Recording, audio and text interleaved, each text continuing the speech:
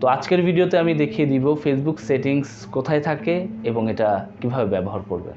তো চলুন দেখে নেওয়া যাক। তো এখন হচ্ছে মোবাইল স্ক্রিনে যার স্ক্রিন যেরকম আপনারা দেখে নেবেন। এখন আমি আমার বিজনেস স্যুটে যাব। আচ্ছা, ফেসবুক থেকেই দেখাচ্ছি। ফেসবুকে আপনি যে পেজটার মধ্যে কাজ করবেন সেই পেজটা হচ্ছে আপনি সিলেক্ট করে নেবেন। আমি আইডিয়াক্লাব স্টোর সিলেক্ট করে নিলাম।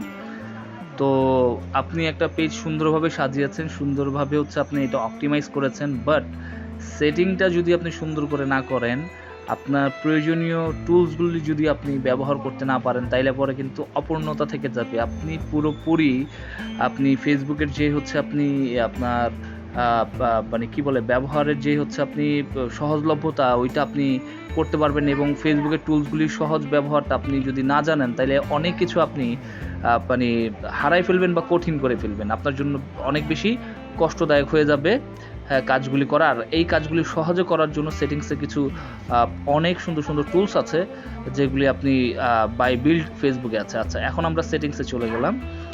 সেটিংসে কী কী আছে আমি এক নাগারে বলে যাই। General settings, page info, messaging, notification, page role, people and others page, Instagram, WhatsApp, guest Wi-Fi, page support inbox, community, Facebook badge and page management history.